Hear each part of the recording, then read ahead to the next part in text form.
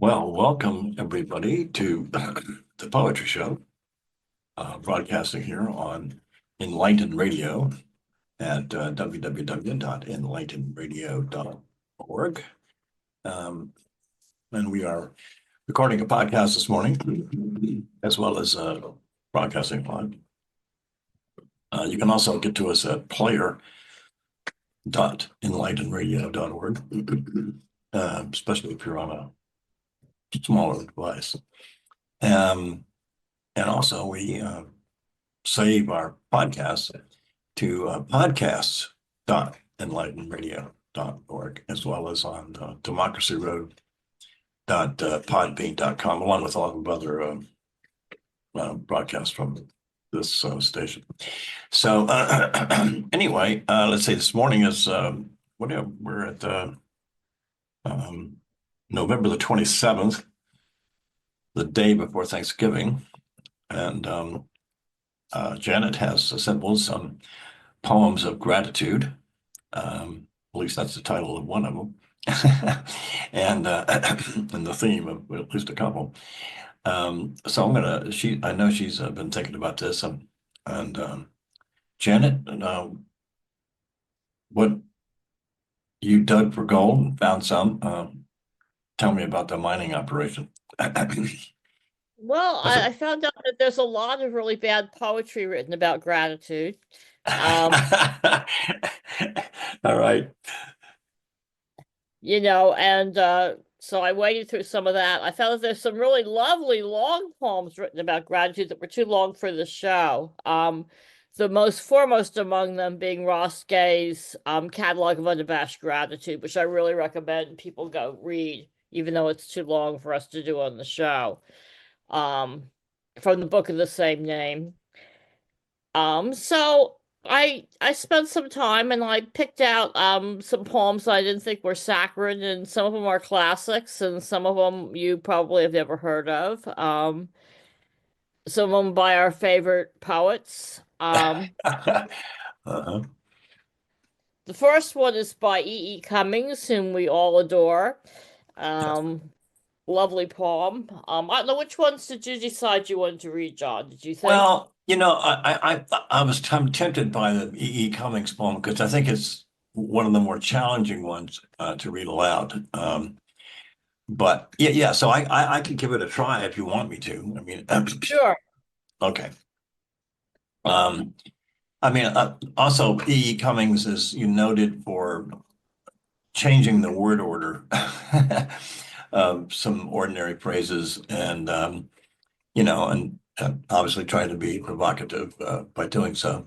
And he also likes a certain musicality to the sounds of his words and phrases, which I'm not quite sure what that comes from. I was reading in his biography that in the notes on one of the pages you sent me, Janet, was that he actually spent a lot more time painting than he did writing poetry, and especially landscapes. Anyway, this is called I Thank You, God, for Most This Amazing by E. Cummings. I thank you, God, for most this amazing day, for the leaping greenly spirits of trees and the blue true dream of sky, and for everything which is natural, which is infinite, which is yes. I, who have died and am alive again today, and this is the sun's birthday. This is the birthday of life and of love and wings and of the gay, great, happening illimitably earth. How should tasting, touching, hearing, seeing, breathing, any lifted from the no of all nothing, human, merely being, doubt unimaginable, you. Now the ears of my ears awake, and now the eyes of my eyes are opened. I don't know That's how a to love. do it. I thought I was about to stumble a couple places, but um, yeah, it's really it's like he has a method that a methodology of kinds that when he's writing, and I'm wondering, I mean, it's a little bit accidental. I was reading, for example, an interview yesterday with Bob Dylan, one of my favorites anyway. And they were asking him about composition, and he rarely would ever talk about such a thing, but he must have liked the guy he was talking to because he did say a few things that reminded me of this poem right here when I was reading it this morning. Um, and that was is that, that in order to keep your own interest in writing verse or that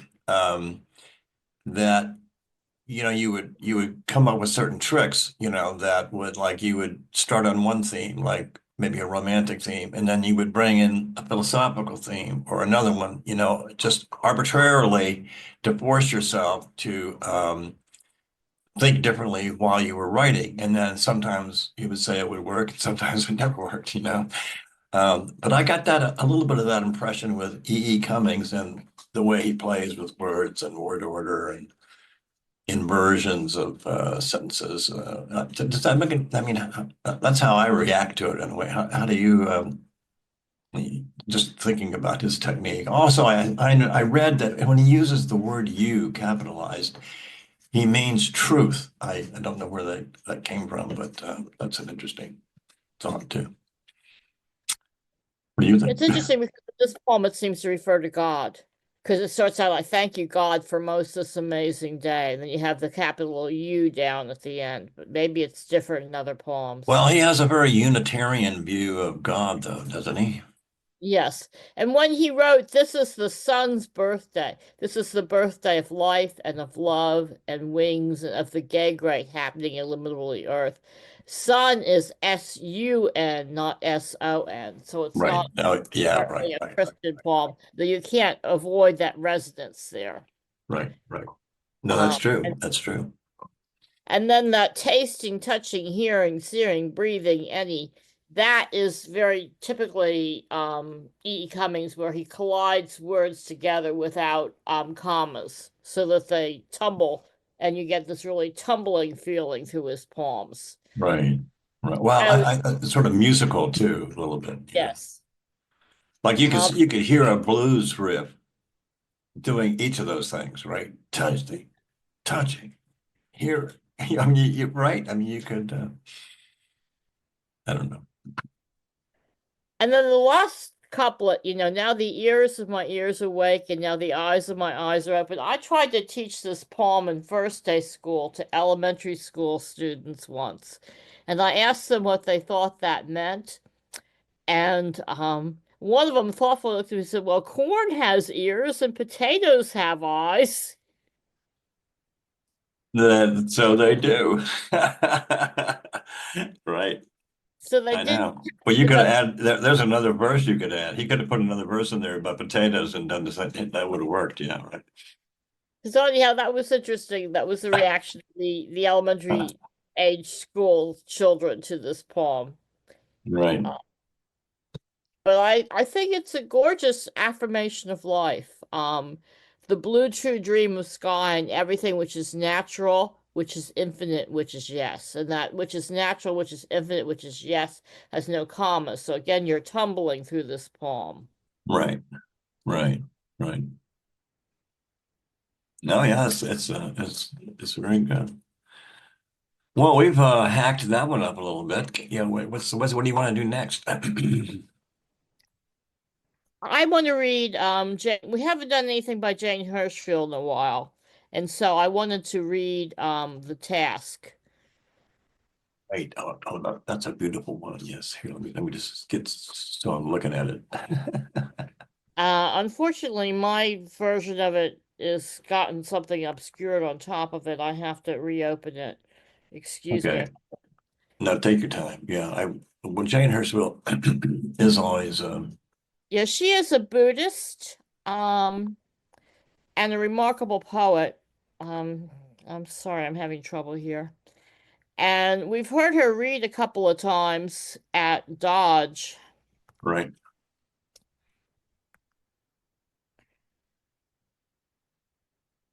Well, she's always a spare in her, Yes. which gives her poems or her a kind of gem-like quality to me. But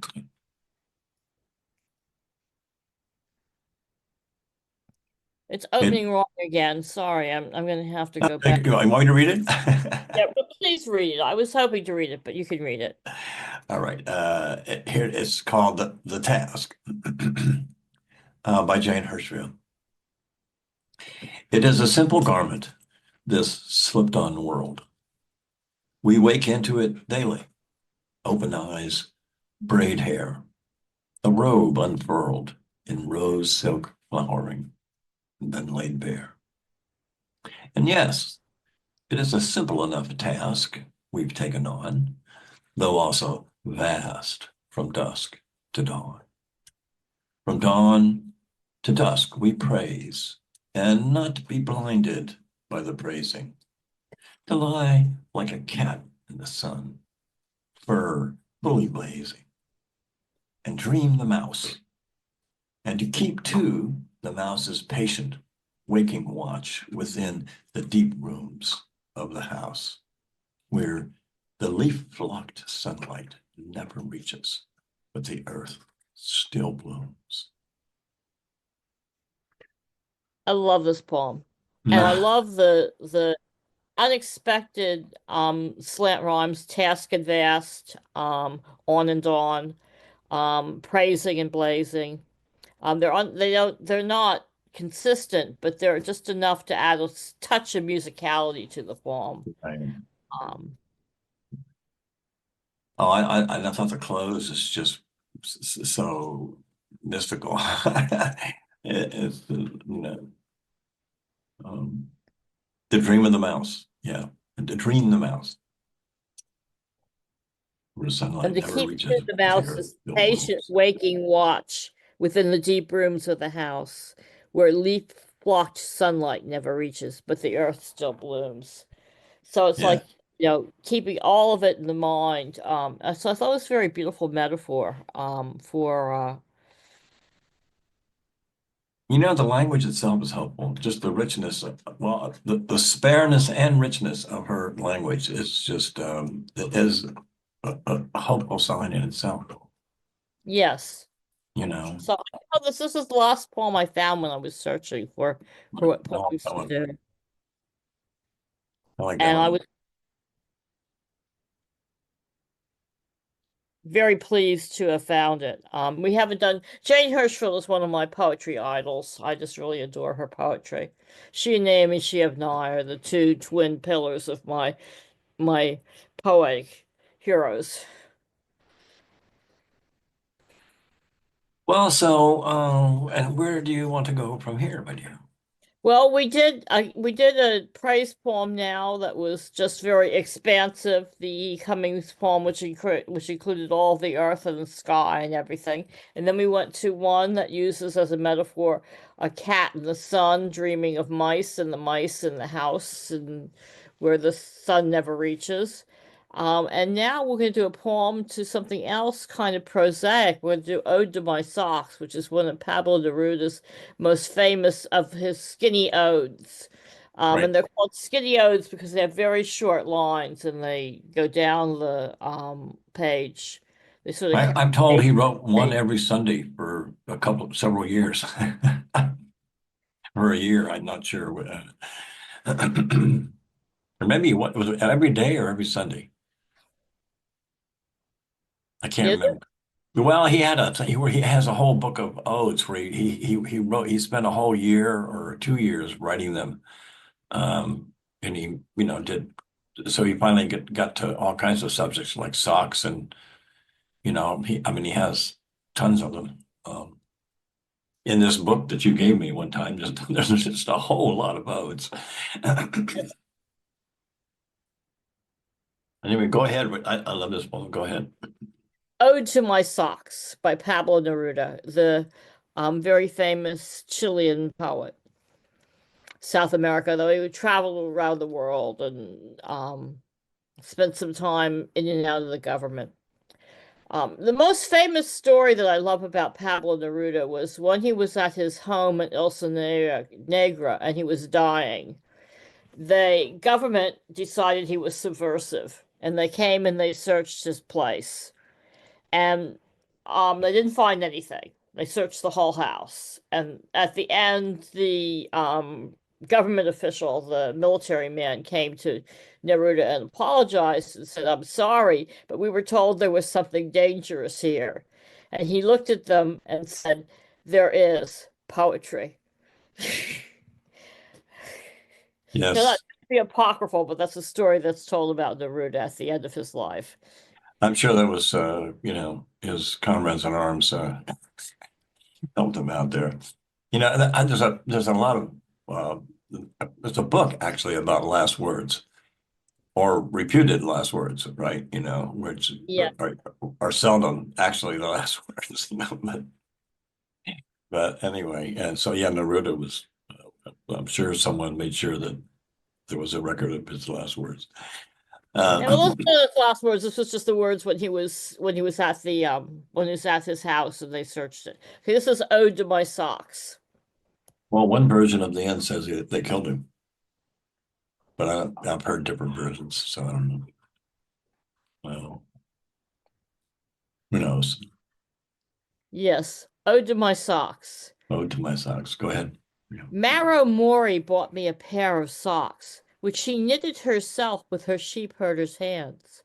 Two socks as soft as rabbits. I slipped my feet into them as though into two cases knitted with threads of twilight and goatskin. Violent socks. My feet were two fish made of woods, two long sharks, sea blue, shot through with one golden thread, two immense blackbirds, two cannons. My feet were honored in this way by these heavenly socks.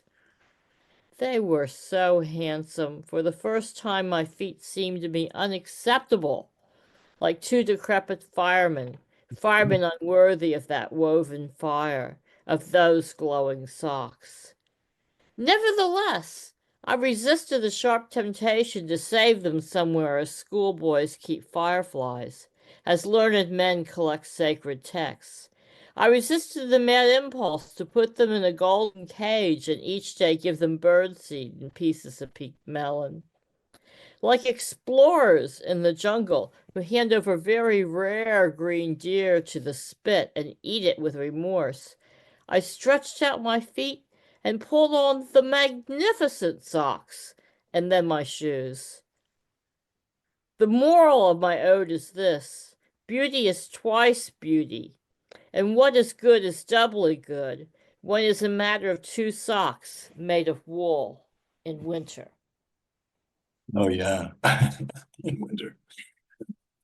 So his imagination takes him all kinds of different places. His and very unusual imagery. His feet is sharks. His feet is various things. But the moral, I think, is that if you're given when you're given something absolutely beautiful, instead of just storing it away and looking at it occasionally, if it's something that can be used, use it. Don't hoard it. That's not what he said the moral is, but that's the moral I think I take from this poem. Well, there's always a, what do you call it? A proof is in practice kind of a theme behind a lot of Neruda's poetry. In other words, I mean, there's an idea, there's an ideal, there's a beautiful thing, and then there's the beautiful thing is, incorporated into some motion, into some action, something you're doing. I mean, like in winter. I mean, the socks would not be so miraculous in summer. They're miraculous in winter because they keep your feet warm. You can feel the beauty, doubly beautiful. Um, so it's and that's a feature of a lot of it. And he's so rich in bringing you know, ordinarily disparate images to bear on a single thread, of feeling or thought. He's always been, and it's weird how it works in translation too. Yes. Not every poet can make that happen, but Neruda seems to be one of Neruda works very well in translation. them. But So, that sentence where I resisted the sharp temptation to save them somewhere as schoolboys keep fireflies. So that's a concrete image. okay, there you go. Yeah, As right. learning then collects sacred text, another concrete image. And then he goes off into the surreal. I resisted the mad impulse to put them in a golden cage and each day give them birdseed and pieces of pink melon.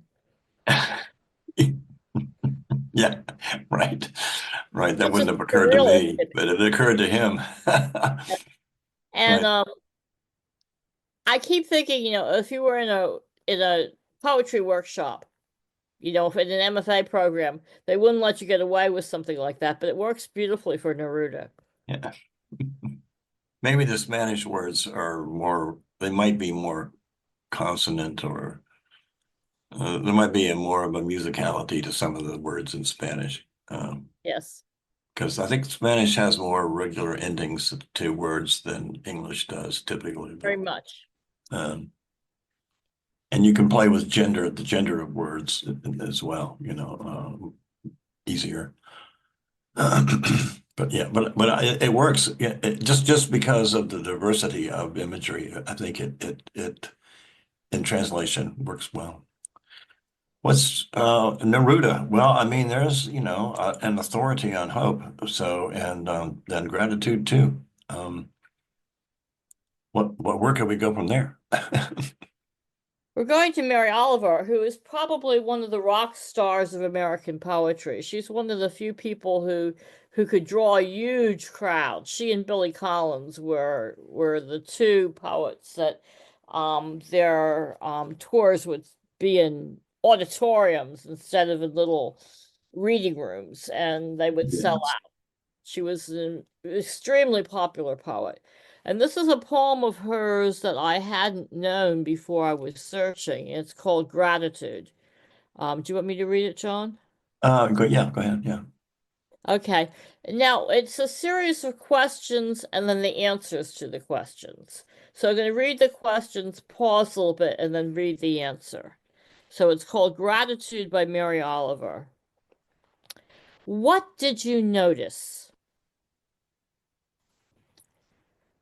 The dew small, the low-flying sparrow, the bat on the wind in the dark, big-chested goose in the V of sleekest performance, the soft toad, patient in the hot sand, the sweet hungry ants, the uproar of mice in the empty house, the tin music of a cricket's body, the blouse of the goldenrod.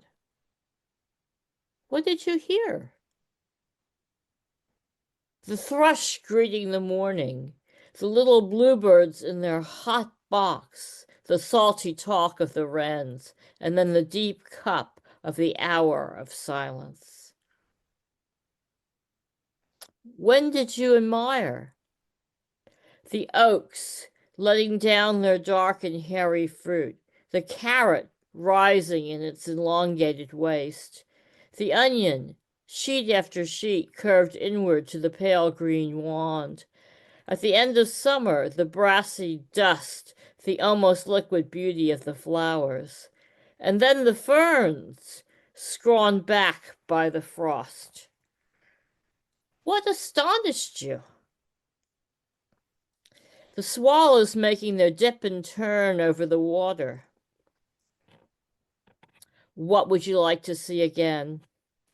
My dog, her energy and exuberance, her willingness, her language beyond all nimbleness of tongue, her recklessness, her loyalty, her sweetness, her strong legs, her curled black lip, her snap. What was most tender? Queen Anne's lace with its parsnip root, the everlasting in its bonnets of wool, the kinks and turns of the Tupello's body, The tall blank banks of sand, the clam clamped down. What was most wonderful? The sea and its wide shoulders, the sea and its triangles, the sea lying back on its long athlete's spine. What did you think was happening? The green breast of the hummingbird, the eye of the pond, the wet face of the lily, the bright puckered knee of the broken oak, the red tulip of the fox's mouth, the upswing and the downpour, the frayed sleeve of the first snow. So the gods shake us from sleep. Hmm. And I think the whole point of the poem comes down to that last line. So the gods shake us from sleep. If you pay attention to the world, that's how you wake up, is what she's saying in this poem. And the language and the imagery is absolutely beautiful. I love the lines about the sea. I find that it's a special gift that she has, in her writing. I mean, I think that some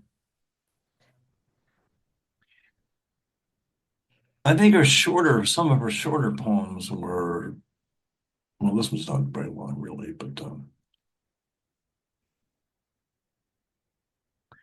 I just, I've been at family ceremonies and stuff where we have, used a poem of hers, to honor someone who's passed, and as well as other occasions.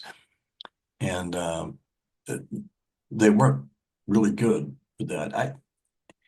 I kept kind of hope though that, as she aged a little bit, that she would, try some different things. She said sometimes I think she's sort of stuck with her methodology, even though it's powerful. Does that make any sense? I don't know. Just Yeah.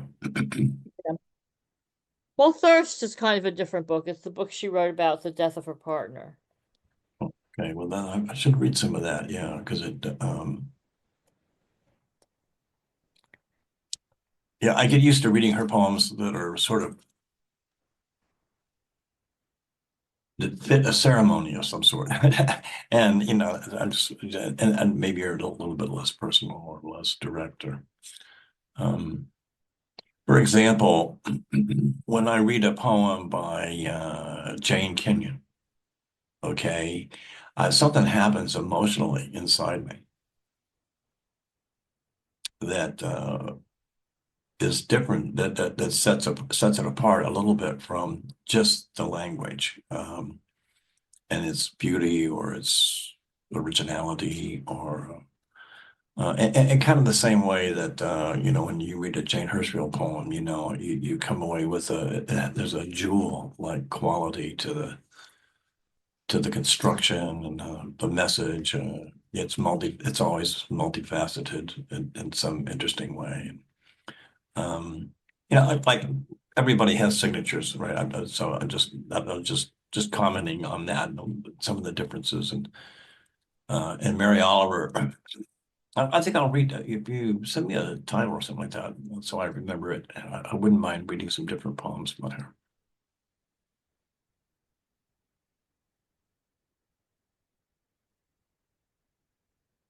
Maybe our listeners can write Yes, in to host@enlightenradio.org and put in their own commentaries on that. We should try to get a way that we can do the phone calls originally, but we can now, but I have a setup, but I haven't implemented it yet. So there what's is. next? Anyhow, that's a beautiful. But anyhow, she's got a beautiful attention to nature in that poem, and the images are really Mhm. and original. Yeah, she's very original about it. I mean, there's the uproar of mice in the empty house. Yes. It's a little bit of a stretch, but okay, I can hear that. I've heard that, I wouldn't have called it an uproar, but I guess speaking relatively from a mouse's point of view, yes, it was. Well, the lines about the sea were the ones I was thinking about in particular, the sea and its wide shoulders, the Right. sea and its triangles, the sea lying back on its long athlete's spine. Those are very unusual ways of describing the sea, but somehow in the context of this poem, they work. Well, now when she used its triangles, what was the first thing that came to mind? The waves. The first thing that came to mind was Bermuda, the Bermuda Triangle. See? I was Ruby, being more stop it. concrete. My dog is squealing at something outside the door. Okay. Okay, the next poem is by Dana Gioia, and it's an unusual poem of gratitude. Um, and I thought it was interesting, and I was trying to avoid a lot of poems of gratitude are very, very sacred. They're really Hallmark voice verse. Yeah, right. And this is a little bit of astringency added to the show. It's called Thanks for Remembering Us by Oh, Dana. yeah. This is a good one. Do you want to read it or do you want Yeah, I me? can read this one. Sure. Yeah. Thanks for remembering us.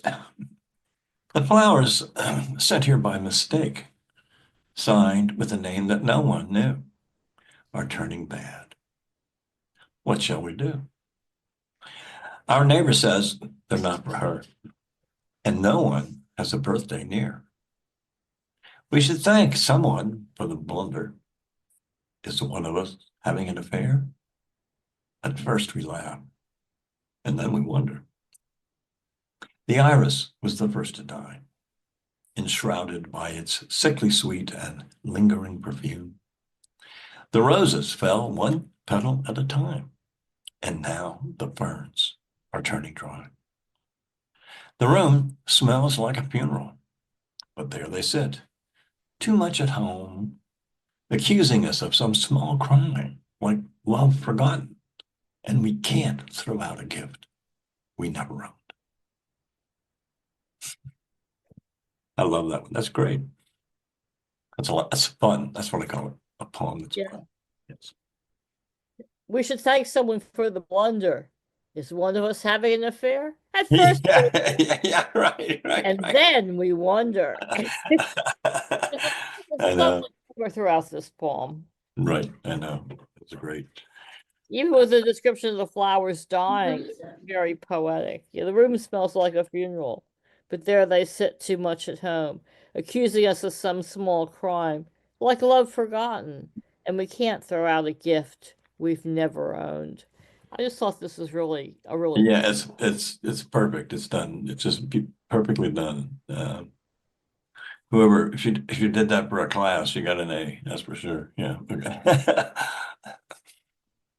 was yeah. Do you know anything about this? I never heard of this poet before. Is Dana it? Gioia is the one who wrote Can Poetry Matter, the essay that stirred up the whole poetry world for about a decade. Oh, she was He, a publisher. he, It's a he. yes, it's a he. Oh, okay. Oh, it says here, yeah, chairman of the National Endowment of the Arts. Okay, okay, right.